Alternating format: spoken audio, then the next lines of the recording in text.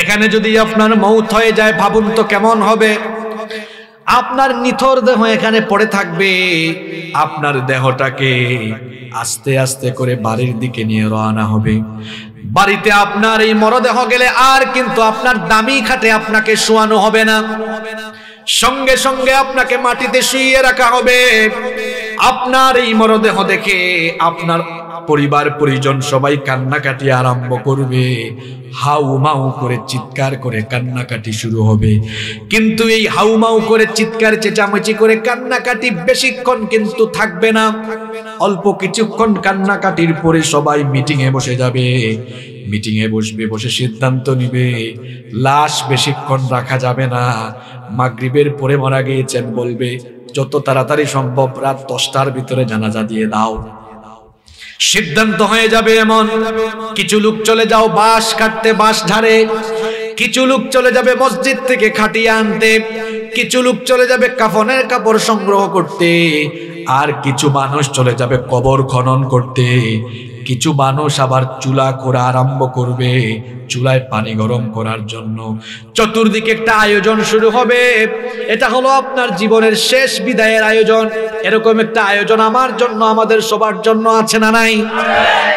ভাবুন তো কেমন হবে। বেশিক্ষণ লাশ রাখা হবে না।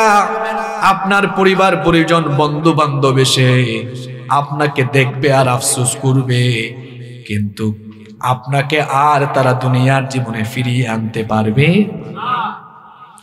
কিছুক্ষণের মধ্যে পানি গরম হয়ে যাবে। যে বাড়িটা এত সুন্দর করে বানালেন, 2 কোটি 3 কোটি 4 কোটি টাকা দিয়ে বাড়ি বানালেন, ওই বাড়ি থেকে এবার সারা জীবনের জন্য আপনার দেহটাকে এবার বের করা হবে। বের করে গোসল দেওয়ার জায়গায় নেওয়া হবে।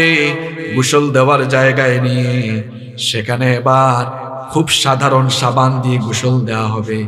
আপনি ধনী মানুষ, দামি দামি ব্র্যান্ডের শাওয়ার জেল, দামি দামি ব্র্যান্ডের সোপ দিয়ে, দামি দামি ব্র্যান্ডের সাবান দিয়ে আপনি গোসল করেছেন। এবার আপনাকে গোসল দেওয়া হবে খুব নরমাল সাবান দিয়ে। গোসল যখন কমপ্লিট হয়ে যাবে, এত দামি দামি ব্র্যান্ডের কাপড় চোপড় শরীর থেকে খুলে ফেলা হবে, সাদা কাফন দিয়ে পেঁচায় ফেলা হবে। সাদা কাফন দিয়ে পেঁচিয়ে এরপরে মসজিদ থেকে আনা খাটিয়ার মধ্যে ল্যাপ নাই, তুষক নাই, ম্যাট্রেস নাই, কিছুই নাই, ওই খাটিয়ার উপরে আপনার নিথর দেহটা ফেলে রাখা হবে। কিছুক্ষণের জন্য আপনার মাথার দিক থেকে কাফনের কাপড় খুলে দেওয়া হবে, যাতে করে পরিচিত জনরা শেষবারের জন্য দেখে নেয়। শেষবারের মতো দেখা কমপ্লিট হয়ে গেলে এত টাকা দিয়ে বানানো বাড়ি, এই বাড়ি থেকে এবার সবাই আপনাকে চিরদিনের জন্য বিদায় দিয়ে দিবে। কোনোদিন আর এই বাড়িতে আপনার দেহ ঢুকবে না। আপনাকে ওই বাড়ি থেকে বের করে দেওয়া হবে। এবার খাটিয়া নিয়ে জানাজার মাঠে যাওয়ার পরে আর তো মাত্র কিছুক্ষণ, জানাজা দেওয়ার পরে কবরটাও প্রস্তুত, কবরে যাওয়া হবে। সারা জীবন আপনি পরিষ্কার পরিচ্ছন্ন পরিপাটি বিছানায় ঘুমিয়েছেন, এবার কবরে গিয়ে দেখা যাবে খুব অল্প ন্যারো 3.5 হাত কবর খনন করা হয়েছে। সেখানে আপনাকে শুইয়ে দেওয়া হবে। কোনো বিছানা নাই, টাইলস নাই, কিচ্ছু নাই। আরে ওই কবর পোকামাকড়, কীট পতঙ্গ, ধুলাবালু যুক্ত, কাদামাটি যুক্ত জায়গা। সেখানে আপনার লাশটা শুইয়ে দিয়ে এরপরে বাঁশের ছাউনি দিয়ে আস্তে আস্তে করে মাটি চাপা দেওয়া হবে। যে ছেলে মেয়ের জন্য নামাজ আদায় করেন নাই, যে চাকরির জন্য, টাকা ইনকামের জন্য, ক্ষমতার জন্য এত কিছু করলেন, আজ আপনার বাড়ির জায়গায়, ছেলে মেয়ের জায়গায়, যে বিবিকে, যে স্ত্রীকে এত ভালোবাসতেন, বিবির জায়গায় কেউ আজকে আপনার সাথে, আরো জোরে বলেন, কেউ আপনার সাথে। সারা জীবন নামাজ ছেড়ে দিলে যে কবরে রাখা হয়েছে, মানুষ কবরে রেখে আসা মাত্রই এই কবর খুব ভালো জায়গা নয়। খবরদার খবরদার খবরদার, বেনামাজি হয়ে কবরে যাইয়েন না। কবর কিন্তু ভালো আচরণ করবে না। এই মাটির উপরে আপনি আজকে দম্ভ ভরে চলাফেরা করেন, মাটিতে পা ফেলে ফেলে হাঁটেন, এই মাটিতে একদিন চলে যাবেন। যখন আমরা লাশ নামায়া দেই তখন আমরা পড়ি মিনহা খালাকনাকুম ওয়া ফিহা নুঈদুকুম ওয়া মিনহা নুখরিজুকুম তারাতান উখরা। এটা অর্থ কি? এটা অর্থ হলো মিনহা খালাকনাকুম, এই মাটি থেকে তোমাকে সৃষ্টি করা হয়েছে, ওয়া ফিহা নুঈদুকুম, এই মাটিতে আজকে আবার তোমাকে ফিরিয়ে দেওয়া হচ্ছে। মাটিতে আপনি বহু দম্ভ ভরে চলাফেরা করেছেন, খবরদার বেনামাজি হয়ে কবরে যাইয়েন না। নতুবা মানুষ যখন কবর দিয়ে উঠে যাবে, কবরের দুই পাশের মাটি এমন একটা চাপ মারবে, এক পাশের পাঁজর গিয়ে অন্য পাশের পাঁজরে এভাবে ঢুকে যাবে, কবরটাকে জাহান্নামের গর্তে পরিণত করে দেওয়া হবে। হাদিসে এসেছে কবরের মধ্যে সাপ দেওয়া হবে, সাপ কামড়াতে থাকবে, কবরের মধ্যে জাহান্নামের আগুন জ্বালিয়ে দেওয়া হবে। জাহান্নামের আগুনে কিন্তু আপনি পুড়তে পারবেন না, ওই জাহান্নামের আগুন সহ্য করতে পারবেন না, বরদাস্ত করতে পারবেন না। কবরের সেই ভয়াবহ আযাব থেকে বাঁচার জন্য কবরে যাওয়ার আগে 5 ওয়াক্ত নামাজি হওয়ার দরকার আছে না নাই? এজন্য আজান হলে নামাজে যান। ফজরের নামাজটাই তো আপনি আল্লাহর গোলামি দিয়া শুরু করতে পারেন না।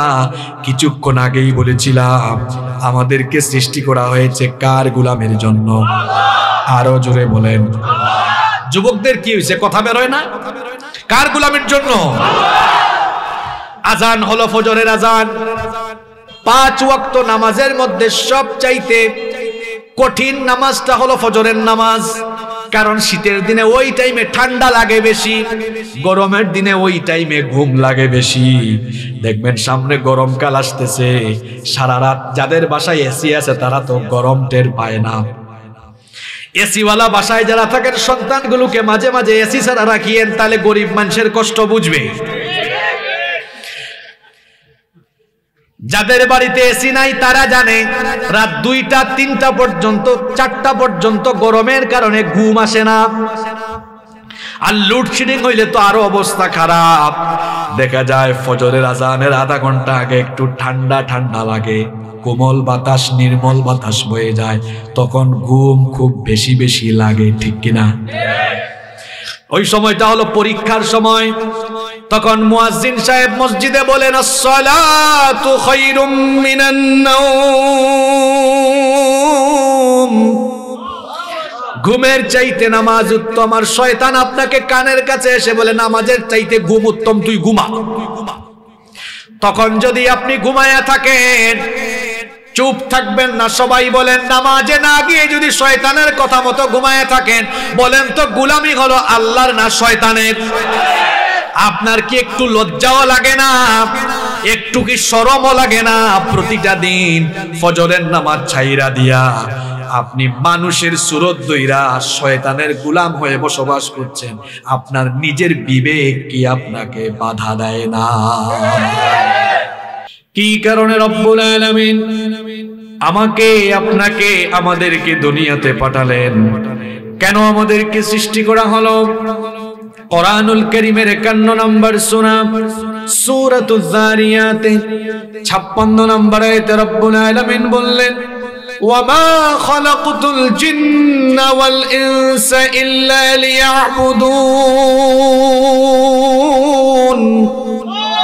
আল্লাহ তাআলা বলছেন আমি জিন আর মানব জাতিকে সৃষ্টি করেছি শুধুমাত্র আমার গোলামির জন্য, আমার ইবাদতের জন্য। আমাদেরকে একমাত্র যার গোলামির জন্য সৃষ্টি করা হয়েছে, গলার আওয়াজটা বড় করে বলেন তিনি কে? আমাদেরকে আল্লাহর গোলামির জন্য পৃথিবীতে পাঠানো হয়েছে। এখন আমরা কি সত্যিকারার্থে আল্লাহর গোলামি করছি, নাকি আমরা আল্লাহর গোলামি থেকে বিচ্যুতির পথে চলে গিয়েছি? সেটা আমাদের ভাবা দরকার। আমরা যে আল্লাহর গোলাম, এই গোলামির বেস্ট এক্সাম্পল, সবচাইতে সেরা নমুনা পাওয়া যায় যে ইবাদতের ভিতরে। সে ইবাদতের নাম হচ্ছে সালাত। সে ইবাদতের নাম কি? সালাত, যেটাকে আমরা নামাজ বলি। কিছুক্ষণ আগে মাগরিবের নামাজ চলে গেল না? এই নামাজ হলো আল্লাহর গোলামি সবচাইতে সুন্দর নমুনা। আমরা যে গোলাম, গোলামির ভাবখানা নামাজে যেমন প্রকাশ পায়, অন্য কোন ইবাদতে সেরকম প্রকাশ পায় না। দেখুন, আমরা যখন নামাজে দাঁড়াই, আমরা যে গোলাম, গোলামের মতোই দাঁড়াই। যখন আমরা নামাজে দাঁড়াই, মাথাটা নত করে দিই কার ভয়ে? আল্লাহ বললেন যখন দাঁড়াও কিভাবে দাঁড়াবা শোনো। আল্লাহ বলেছেন ওয়াকুমু লিল্লাহি কানিতিন, বিনয়ী হয়ে দাঁড়াও, মাথা নত করে দাও, কারণ তোমার ভাবখানা যেন মালিক মালিক না লাগে, তুমি গোলাম। এজন্য আমরা যখন নামাজে দাঁড়াই গোলামের মতো মাথা নত করে দেই, আসামির মতো দাঁড়াই। যখন আমরা নামাজে দাঁড়াই, আমাদের হাতগুলো কান পর্যন্ত কিংবা কাঁধ বরাবর উঠায়া, একজন আসামি যেমন পুলিশের সামনে স্যালেন্ডার করে, আমরাও নামাজে দাঁড়ানোর সময় হাত দুইটা তুলে গুনাহগার অবস্থায় আমরাও গোলামের মতো স্যালেন্ডার করে মালিকের সামনে দাঁড়িয়ে যাই। বলেন, এত সুন্দর গোলামের নমুনা অন্য কোনো ইবাদতে আছে? বলেন, আছে? কিভাবে আমাদের সব অহংকার মাটির সাথে মিশে যায়। আমরা দাঁড়ানোর সময় স্যালেন্ডার করে দাঁড়ালাম, এরপরে কিছুক্ষণ পর আমরা আমাদের মাথা ঝুঁকালাম, রুকুতে গিয়ে আমরা আমাদের মালিকের সামনে, রবের সামনে নিজেদের মস্তকটা অবনমিত করে দিলাম। আবার আরো কিছুক্ষণ পর রুকু থেকে মাথা উঠায়া সাজদায় যখন আমরা চলে যাই, সাজদায় যাওয়ার পরে একেবারে নাক আর কপাল মাটিতে লাগিয়ে আল্লাহর কুদরতি চরণে সাজদা দিই, গোলামির সর্বোচ্চ বহিঃপ্রকাশ আমরা ঘটিয়ে দেই।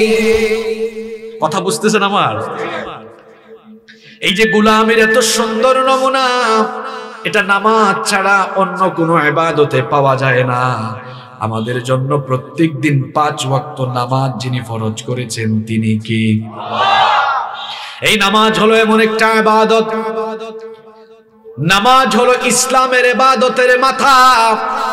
আস-সালাতু হিয়া রাসুল ইবাদাহ, নামাজ হলো ইবাদতের মাথা। মাথা ছাড়া যেমন মানুষের পূর্ণাঙ্গ পরিচয় পাওয়া যায় না। দেখুন, আমি আপনাদেরকে উদাহরণ দেওয়ার জন্য বলছি, আমার দিকে তাকান। আশেপাশে সব জ্বলে পুড়ে ছাই হয়ে যাক, এখন ওদিকে মনোযোগ নাই, আমার দিকে তাকান। কথা অল্প বলবো, কিন্তু অল্প কথার ভেতরে যা বলা দরকার তা বলে ফেলবো ইনশাআল্লাহ। এই যে আমরা এখানে আছি, উদাহরণ দেওয়ার জন্য বলছি। মনে করুন আমাদের প্রত্যেকের মাথা কেটে ফেলা হলো। মাথা কেটে ফেলার পরে যদি আমাদের বুক থেকে পা পর্যন্ত নিথর দেহ পড়ে থাকে, বলেন তো মাথা ছাড়া বুক থেকে পা পর্যন্ত শুধু দেহ, দেহ দিয়ে কি কোনো মানুষের পূর্ণাঙ্গ পরিচয় পাওয়া যাবে নাকি? মাথা ছাড়া যেমন শুধু দেহ দিয়ে পূর্ণাঙ্গ পরিচয় পাওয়া যায় না, ঠিক তেমনি ভাবে নামাজ বাদ দিয়ে ওয়াজ মাহফিলের আয়োজন করে, ওয়াজ মাহফিলে বক্তা হয়ে, শ্রোতা হয়ে, মসজিদ কমিটিতে থেকে বড় আলেম হয়ে, কিংবা মাদ্রাসার ছাত্র হয়ে, অথবা ব্যবসা করে, বাণিজ্য করে, যে কোনো কাজ করে মুসলমানিত্বের পরিচয় দেওয়া যায় না। আপনি যদি মাথা থাকে না, মাথা ছাড়া যেমন আপনার হাত পা বডি দিয়ে পূর্ণাঙ্গ পরিচয় মিলে না, ঠিক তেমনি ভাবে নামাজ বাদ দিয়া, রমজান মাসে রোজা রেখে, হজের সময় হজ করে, যাকাত দিয়ে, ওয়াজ মাহফিলের আয়োজন করে, দান সদকা করে, সমস্ত ইবাদত ঠিক রেখে নামাজ যদি বাতিল করে ফেলেন, নবীজি বলেছেন যার মধ্যে নামাজ নাই তার মধ্যে ঈমান নাই। যার মধ্যে নামাজ নাই তার মধ্যে কি নাই? 100 কোটি টাকা দিয়ে মাহফিলের আয়োজন করার পরে যদি আয়োজক কমিটি নামাজ পড়ে না, বক্তা যদি ওয়াজ করে নামাজ না পড়ে, আর ওয়াজ মাহফিলে যারা এসে আসন অলঙ্কৃত করবে, যারা শ্রোতা এসে মাহফিলের সৌন্দর্য বাড়াবে, কেউ যদি নামাজ না পড়ে, এই ওয়াজ মাহফিল দিয়ে কিচ্ছু হবে না। কারণ ইসলামের সবচেয়ে বড় ইবাদতের নাম হলো নামাজ। নামাজ হলো এমন একটা ইবাদত, অন্যান্য ইবাদত দেখেন রোজা, হজ, যাকাত, দান সদকা, হালাল হারামের বিধিবিধান, সমস্ত বিধান আল্লাহ দিয়েছেন দুনিয়ায়, কিন্তু নামাজ আল্লাহ দুনিয়াতে ফরজ করেন নাই।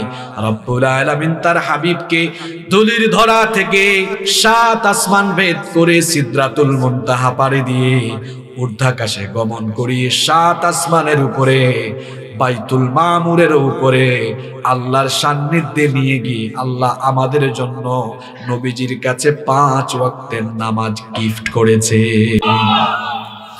নামাজ আমাদেরকে গিফট করা হয়েছে মেরাজের রাতে। মেরাজের রাতে নবীজিকে রব্বুল আলামিন তার সান্নিধ্যে নিয়ে গেলেন।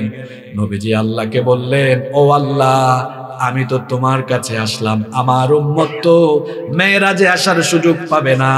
রব্বুল আলামিন বললেন, কেন পাবে না? আপনি মেরাজে এসেছেন একবার, আর আপনার উম্মত যেন প্রতিদিন 5 বার মেরাজে আমার সাথে কথা বলতে পারে, এই জন্য আপনার উম্মতের জন্য 5 ওয়াক্তের নামাজকে আমার সাথে 5 বার কথা বলার সুযোগ বানিয়ে দিলাম। প্রথমে 50 ওয়াক্ত নামাজ ফরজ করা হয়েছিল। মুসা নবীর সঙ্গে কথোপকথন করে যেতে যেতে কমাতে কমাতে 5 ওয়াক্ত হলো, কিন্তু আল্লাহ তাআলা নবীজিকে জানিয়ে দিয়েছিলেন 5 ওয়াক্ত নামাজ আদায় করলেও সওয়াব দেওয়ার বেলা আমি 10 গুণ বাড়ায়া দিব। 5 ওয়াক্ত নামাজের জন্য 10 গুণ বাড়ায়া 5 10 50 ওয়াক্ত নামাজের সওয়াব আমি দান করব। এই নামাজ এমন ইবাদত, নবীজি বলেছেন, মান তারাকা সালাতাম মুতাআম্মিদান ফাকাদ কাফারা। ইচ্ছে করে যারা নামাজ ছেড়ে দিবে তারা আল্লাহর সাথে কুফরি করবে। নবীজি আরো বলেছেন, বাইনাল আবদি ওয়াল কুফরি তারকুস সালাহ। আল্লাহর বান্দা আর কাফিরের মধ্যে পার্থক্য হলো নামাজ ছেড়ে দেওয়া। আল্লাহর বান্দা কোনোদিনও নামাজ ছাড়তে পারে না। আল্লাহর বান্দা জীবন দিয়ে দিবে, তাও সে নামাজ ছাড়তে পারে না। নামাজ হলো এমন একটি ইবাদত, এই দুনিয়া আমাদের কারো জন্যই চিরস্থায়ী ঠিকানা নয়। আমাদের আগে যারা দুনিয়াতে এসেছিলেন সবাই দুনিয়া থেকে চলে গিয়েছেন। আমরা আছি, আমরাও থাকবো না। আমরা বড় রিস্কের মধ্যে আছি, রিস্কি জোন। দুনিয়াটা হলো রিস্কি জোন। কেন রিস্কি জোন বললাম? এই যে এখানে আছি, এখনো একটা বিপর্যয় ঘটে, এখানে সবাই আমি শুদ্ধ মরে যেতে পারি। রাতের বেলা আমরা যখন বাড়িতে ঘুমাই, ওটা আরো রিস্কি জোন। হঠাৎ ভূমিকম্প হয়ে তুরস্কের মতো সব ভবন মাটির তলায় চলে যেতে পারে। গাড়িতে আছি, এটা আরো রিস্কি জায়গা। হঠাৎ করে অ্যাক্সিডেন্ট হয়ে আমি শেষ। গতকাল আমি মাহফিলে বলেছিলাম, পৃথিবীতে রিস্কি জোন, গোটা দুনিয়াটাই রিস্কি জোন, একমাত্র মসজিদ ছাড়া। আর সব জায়গা রিস্কি। হাঁটতেছেন, ওখানেও রিস্ক। হঠাৎ করে সাপ একটা এসে কামড়ায় শেষ করে দিবে। কোথাও আপনি নিরাপদ নন, প্রতি মুহূর্তে আপনি ঝুঁকির মধ্যে আছেন। এত ঝুঁকিতে থেকে আপনি নামাজ ছাড়েন কিভাবে? আমার তো বুঝে আসে না। আপনি ফজরের নামাজ ছাইড়ে দিয়ে ঘুমায় আছেন। আরে বাপরে বাপ, আপনার ভাবসাব দেখলে মনে হয় আপনি জোহরের টাইম পাবেন। কেমন করে ঘুমাও তুমি, কেমন করে ঘুমাও তুমি, ফজর করে কাজা, এমন তো হতে পারে জোহরে জানাজা। কি বলেন, হতে পারে কিনা? এশার নামাজ ছাইড়া দিয়া কেমনে ঘুমাইলেন? একটা ভয়াবহ ভূমিকম্প দিয়া ওই খাটের মধ্যে আল্লাহ আপনারে শেষ করে দিতে পারে। পারে কিনা? কথা বলেন, পারে কিনা? আমরা তো আল্লাহর জমিনের উপরে বসবাস করি, আমরা যেভাবে আল্লাহর সাথে নাফরমানি করি, এই জমিন তো সাক্ষ্য হবে। ইয়াউমা ইদিন তুহাদ্দিথু আখবারাহা। জমিন তার খবর বলে দিবে। অর্থাৎ জমিনের উপরে আমরা যা করছি এই খবরগুলো জমিন কিয়ামতের দিন কার কাছে বলে দিবে। আমরা মাঝে মাঝে এমন গেট আপ সেট আপ নিয়ে চলাফেরা করি, প্রতি মুহূর্তে রিস্কি জোনে থেকে। এই জমিনটা কার? আমরা কার? জোরে বলেন না। আল্লাহর জমিনের উপরে বাস করে আল্লাহর গোলাম, এমন ভাবসাব নেওয়া চলে। আর আল্লাহর দিন বিরোধী, কোরআন বিরোধী এত কাজ করে, আলেমদের সাথে এত বেয়াদবি করে, চিন্তা করে না যে জমিনের উপরে আছে, আল্লাহ চাইলে তাকে 1 ন্যানো সেকেন্ডে একেবারে মাটির তলায় ধসাই দিতে পারে।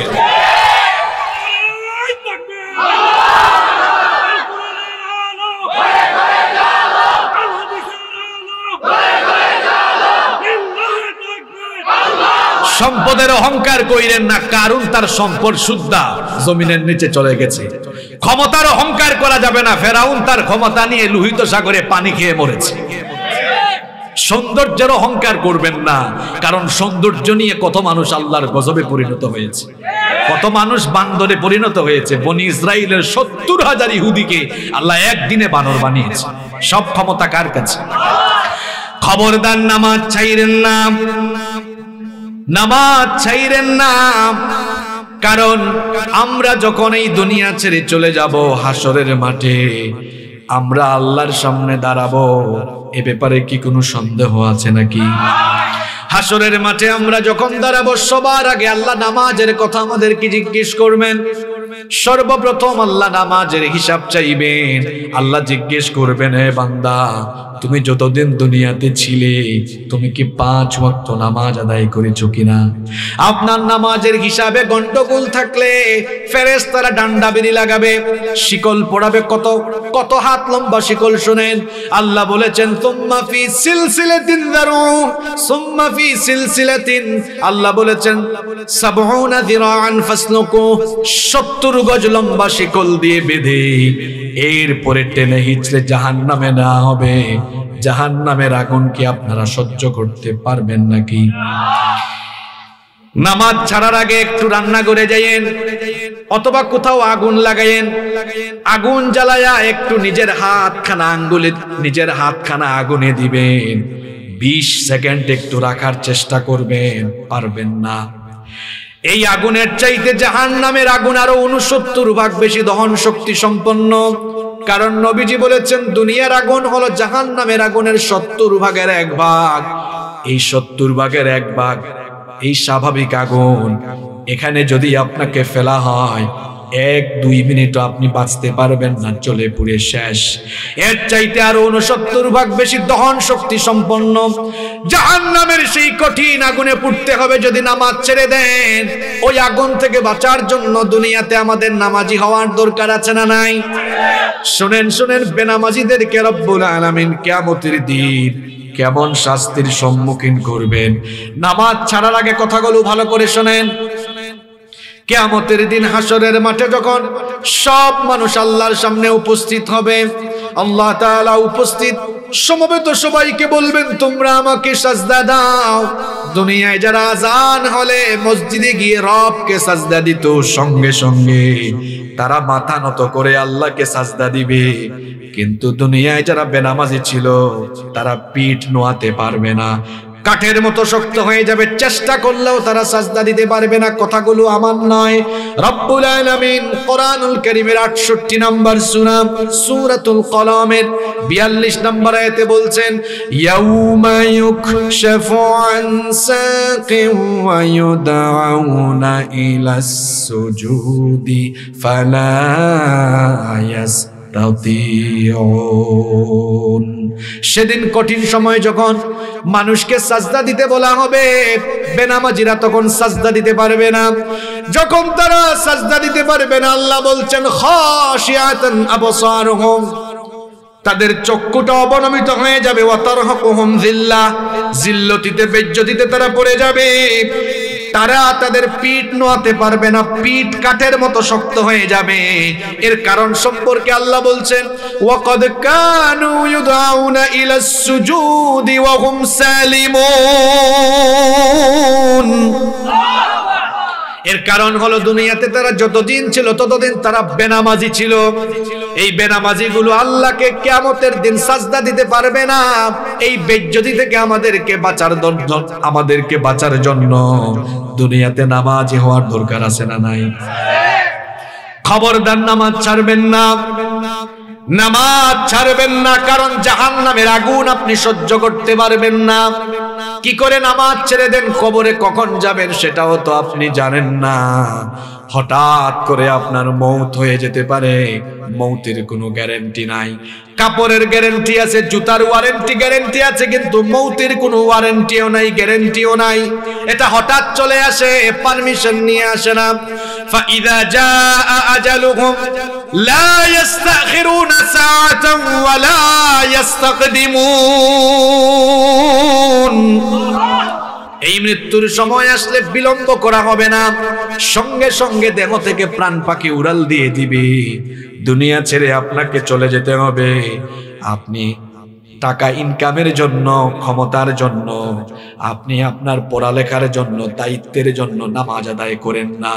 কিন্তু দেখা যাবে আপনি মারা যাওয়ার পরে আপনার দায়িত্ব, আপনার টাকা পয়সা, সন্তান সন্ততি, ঘর বাড়ি কোনো কিছু কাজে লাগবে? শুধু কাজে লাগবে আপনার আমল। ইয়াউমা লা ইয়ানফাউ মালু ওয়ালা বানুন, ধন সম্পদ, সন্তান সন্ততি কিচ্ছু কাজে লাগবে না। একটু ভাবুন, উপলব্ধি করুন, এত টাকা খরচ করে মাহফিলের আয়োজন করলেন, নিজের জীবন নিয়ে আজকে চিন্তা করুন। এই যে আমি সহ আমরা সবাই এখানে বসলাম, আমরা বাড়িতে ফিরতে পারবো এর কি কোনো নিশ্চয়তা আছে নাকি? আমি হাসিবুর রহমান বাসা থেকে বের হয়েছি, বাসায় আমার লাশ যেতে পারে, আমি বাসায় নাও যেতে পারি, আপনিও বাসা থেকে এসেছেন, বাসায় আর আপনি নাও যেতে পারেন, আপনার লাশ ঢুকতে পারে। কি বলেন, এরকম হতে পারে কি পারে না? ভাবুন তো একবার, একটু উপলব্ধি করুন, একটু চিন্তা করুন, মন দিয়ে শুনুন। এখানে যদি এই মুহূর্তে আপনার মৌত হয়, এই মুহূর্তে এখানে আপনার আমার মৌত হওয়া স্বাভাবিক ব্যাপার না অস্বাভাবিক ব্যাপার? খুব স্বাভাবিক ব্যাপার। এখানে যদি আপনার মৌত হয়ে যায়, ভাবুন তো কেমন হবে। আপনার নিথর দেহ এখানে পড়ে থাকবে, আপনার দেহটাকে আস্তে আস্তে করে বাড়ির দিকে নিয়ে রওনা হবে। বাড়িতে আপনার এই মরদেহ গেলে আর কিন্তু আপনার দামি খাটে আপনাকে শোয়ানো হবে না, সঙ্গে সঙ্গে আপনাকে মাটিতে শুইয়ে রাখা হবে। আপনার এই মরদেহ দেখে আপনার পরিবার পরিজন সবাই কান্নাকাটি আরম্ভ করবে, হাউমাউ করে চিৎকার করে কান্নাকাটি শুরু হবে। কিন্তু এই হাউমাউ করে চিৎকার চেঁচামেচি করে কান্নাকাটি বেশিক্ষণ কিন্তু থাকবে না, অল্প কিছুক্ষণ কান্নাকাটির পরে সবাই মিটিং এ বসে যাবে। মিটিং এ বসবে, বসে সিদ্ধান্ত নিবে লাশ বেশিক্ষণ রাখা যাবে না, মাগরিবের পরে মারা গিয়েছেন বলবে, যত তাড়াতাড়ি সম্ভব রাত 10টার ভিতরে জানাজা দিয়ে দাও। সিদ্ধান্ত হয়ে যাবে এমন। কিছু লোক চলে যাও বাঁশ কাটতে, বাঁশ ঝাড়ে, কিছু লোক চলে যাবে মসজিদ থেকে খাটিয়ে আনতে, কিছু লোক চলে যাবে কাফনের কাপড় সংগ্রহ করতে, আর কিছু মানুষ চলে যাবে কবর খনন করতে, কিছু মানুষ আবার চুলা খোঁড়া আরম্ভ করবে চুলায় পানি গরম করার জন্য। চতুর্দিকে একটা আয়োজন শুরু হবে। এটা হলো আপনার জীবনের শেষ বিদায়ের আয়োজন। এরকম একটা আয়োজন আমার জন্য, আমাদের সবার জন্য আছে না নাই? ভাবুন তো কেমন হবে। বেশিক্ষণ লাশ রাখা হবে না, আপনার পরিবার পরিজন বন্ধু বান্ধব এসে আপনাকে দেখবে আর আফসোস করবে, কিন্তু আপনাকে আর তারা দুনিয়ার জীবনে ফিরিয়ে আনতে পারবে। কিছুক্ষণের মধ্যে পানি গরম হয়ে যাবে। যে বাড়িটা এত সুন্দর করে বানালেন, 2 কোটি 3 কোটি 4 কোটি টাকা দিয়ে বাড়ি বানালেন, ওই বাড়ি থেকে এবার সারা জীবনের জন্য আপনার দেহটাকে এবার বের করা হবে। বের করে গোসল দেওয়ার জায়গায় নেওয়া হবে। গোসল দেওয়ার জায়গায় নিয়ে সেখানে এবার খুব সাধারণ সাবান দিয়ে গোসল দেওয়া হবে।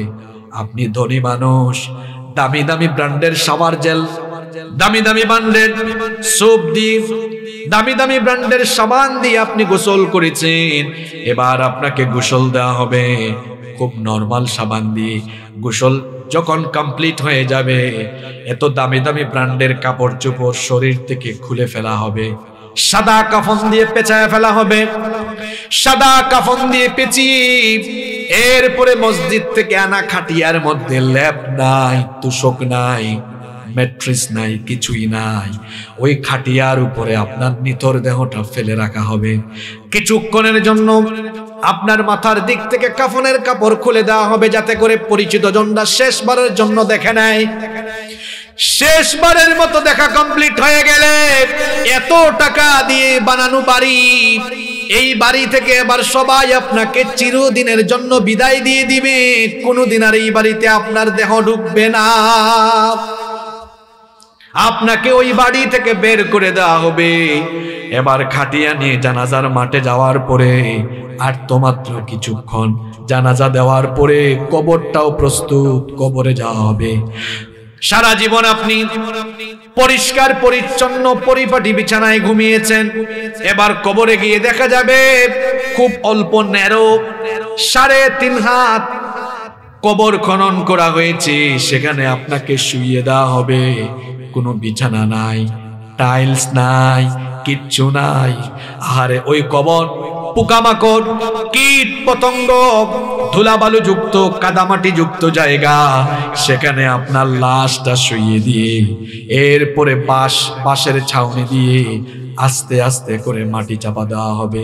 যে ছেলে মেয়ের জন্য নামাজ আদায় করেন নাই, যে চাকরির জন্য, টাকা ইনকামের জন্য, ক্ষমতার জন্য এত কিছু করলেন, আজ আপনার বাড়ির জায়গায়, ছেলে মেয়ের জায়গায়, যে বিবিকে, যে স্ত্রীকে এত ভালোবাসতেন, বিবির জায়গায় কেউ আজকে আপনার সাথে, আরো জোরে বলেন, কেউ আপনার সাথে। সারা জীবন নামাজ ছেড়ে দিলে যে কবরে রাখা হয়েছে, মানুষ কবরে রেখে আসা মাত্রই এই কবর খুব ভালো জায়গা নয়। খবরদার খবরদার খবরদার, বেনামাজি হয়ে কবরে যাইয়েন না। কবর কিন্তু ভালো আচরণ করবে না। এই মাটির উপরে আপনি আজকে দম্ভ ভরে চলাফেরা করেন, মাটিতে পা ফেলে ফেলে হাঁটেন, এই মাটিতে একদিন চলে যাবেন। যখন আমরা লাশ নামায়া দেই তখন আমরা পড়ি মিনহা খালাকনাকুম ওয়া ফিহা নুঈদুকুম ওয়া মিনহা নুখরিজুকুম তারাতান উখরা। এটা অর্থ কি? এটা অর্থ হলো মিনহা খালাকনাকুম, এই মাটি থেকে তোমাকে সৃষ্টি করা হয়েছে, ওয়া ফিহা নুঈদুকুম, এই মাটিতে আজকে আবার তোমাকে ফিরিয়ে দেওয়া হচ্ছে। মাটিতে আপনি বহু দম্ভ ভরে চলাফেরা করেছেন, খবরদার বেনামাজি হয়ে কবরে যাইয়েন না। নতুবা মানুষ যখন কবর দিয়ে উঠে যাবে, কবরের দুই পাশের মাটি এমন একটা চাপ মারবে, এক পাশের পাঁজর গিয়ে অন্য পাশের পাঁজরে এভাবে ঢুকে যাবে, কবরটাকে জাহান্নামের গর্তে পরিণত করে দেওয়া হবে। হাদিসে এসেছে কবরের মধ্যে সাপ দেওয়া হবে, সাপ কামড়াতে থাকবে। কবরের মধ্যে জাহান্নামের আগুন জ্বালিয়ে দেওয়া হবে। জাহান্নামের আগুনে কিন্তু আপনি পুড়তে পারবেন না, ওই জাহান্নামের আগুন সহ্য করতে পারবেন না, বরদাস্ত করতে পারবেন না। কবরের সেই ভয়াবহ আযাব থেকে বাঁচার জন্য কবরে যাওয়ার আগে 5 ওয়াক্ত নামাজি হওয়ার দরকার আছে না নাই? এজন্য আজান হলে নামাজে যান। ফজরের নামাজটাই তো আপনি আল্লাহর গোলামি দিয়া শুরু করতে পারেন না। কিছুক্ষণ আগেই বলেছিলাম আমাদেরকে সৃষ্টি করা হয়েছে কার গোলামের জন্য?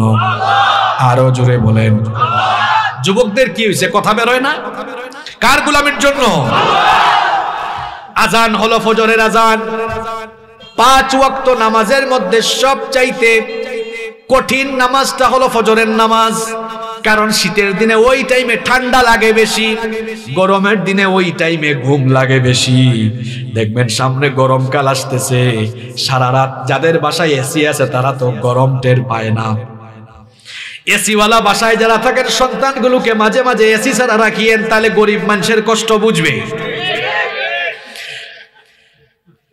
যাদের বাড়িতে এসি নাই তারা জানে রাত 2টা 3টা পর্যন্ত 4টা পর্যন্ত গরমের কারণে ঘুম আসে না। আর লোডশেডিং হইলে তো আরো অবস্থা খারাপ। দেখা যায় ফজরের আজানের আধা ঘন্টা আগে একটু ঠান্ডা ঠান্ডা লাগে, কোমল বাতাস, নির্মল বাতাস বয়ে যায়, তখন ঘুম খুব বেশি বেশি লাগে, ঠিক কিনা?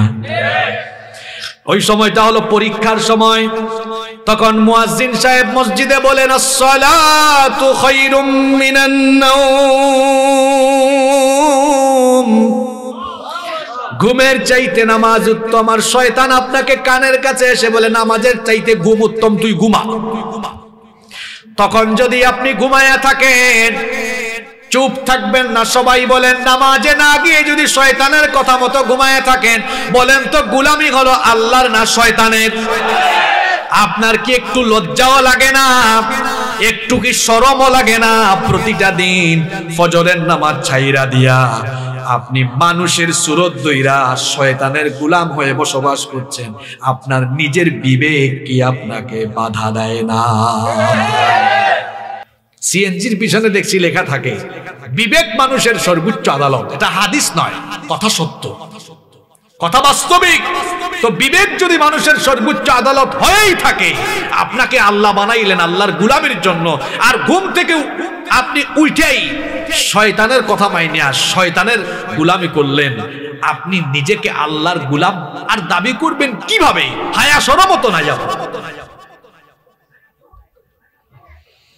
এভাবে 5 ওয়াক্তের নামাজ চলে যায়, আমাদের কোনো আফসোস নাই। সবচেয়ে দুঃখ লাগে এদের জন্য যারা 5 ওয়াক্তের নামাজ ছাইরা দিয়া আফসোস করে না। কিন্তু এই দুনিয়াতে আমরা বহু মানুষ দেখেছি, যদি তাকবীরে উলা ছুটে যায় সারাটা দিন শুধু আফসোস করে। তাকবীরে উলা বুঝেন তো? এক লোক নামাজে আসলে তার আফসোসই লাগে না, আর আরেক লোক 5 ওয়াক্ত নামাজ পড়ে কিন্তু কোনো কারণে তাকবীরে উলা ছুটে গিয়েছে, আফসোস করে। দুই মানুষ কি একরকম? দুইজন তো একরকম নয়। 5 ওয়াক্ত নামাজ ছাড়ার পরেও যাদের অনুশোচনা আসে না, এই মানুষগুলোর কলিজার মধ্যে একেবারে শয়তানের প্রতারণার জাল বিস্তার করে ফেলেছে। এই লোকটা শয়তানের এমন মুরিদ হয়েছে, শয়তান তাকে তার অন্যতম খলিফা বানিয়ে ফেলেছে। এজন্য 5 ওয়াক্ত নামাজ ছাড়লেও তার আফসোস লাগে না, অথচ এই নামাজের হিসাব সর্বপ্রথম কিয়ামতে নিবেন কে? ফজর যায় ঘুমে আপনার, জোহর যায় অফিসে আদালতে কাজে কর্মে, আসরের নামাজ যায় ঘুমায়া, কিংবা আড্ডা দিতে দিতে মাগরিব যায় তামাশা করতে করতে, এশার নামাজ চলে যায় বন্ধু বান্ধবদের সাথে থাকতে থাকতে। এজন্য আমার জাতীয় কবি খুব সুন্দর লিখেছেন, ঘুমাইয়া কাজা করেছ ফজর, তখনও জাগনি যখন জোহর, হেলায় খেলায় কেটেছে আসর, মাগরিবের ওই শুনিয়া যান, এখনো জামাতে হওরে শামিল, এখনো এর সাথে আছে স্থান, বাজিছে দামামা বাদরে আমামা, শির উঁচু করি মুসলমান, দাওয়াত এসেছে নয়া জামানার, ভাঙা কেল্লায় রে নিশান। আল্লাহ আকবার। ঠিক কইয়েন না, কথাগুলো ভাবেন আমাদের দেশে ঠিক ঠিক বলা ফ্যাশন হয়ে গেছে। এটা ঠিক না, এটা ভাবার কথা বলেছে।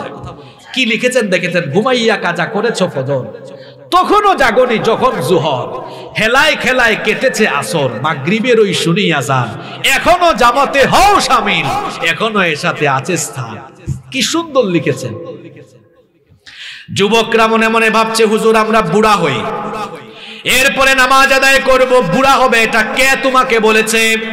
কিছুদিন আগে আমার বাড়ির পাশের বাড়িতে আমার চেয়ে বয়সে 10 বছরের ছোট ছেলে হঠাৎ করে মরে গিয়েছে। তাহলে বোঝা গেল দুনিয়াতে আসার সিরিয়াল আছে, কিন্তু যাওয়ার কোনো সিরিয়াল। যুবক ভাইদেরকে বলছি, ছাত্র ভাইদেরকে বলছি, মসজিদে নামাজের সামনের কাতার তোমরা ফিল আপ করে দিবা। কারণ হলো যৌবন বয়সে ইবাদত এর দাম কম না বেশি? এই যে আমার বাবাজান চাচাজান যারা আছেন, বুড়া বয়স হইলে দেখা যায় মাজায় ব্যথা, কোমরে ব্যথা, মেরুদণ্ডে ব্যথা, হাঁটুতে ব্যথা, ঠিক মতো রুকু দেওয়া যায় না, সাজদা দেওয়া যায় না, লম্বা সময় নামাজ আদায় করা যায় না। কিন্তু যৌবন বয়সে ফিজিক্যালি ফিট, সুন্দর করে রুকু দেওয়া যায়, সুন্দর করে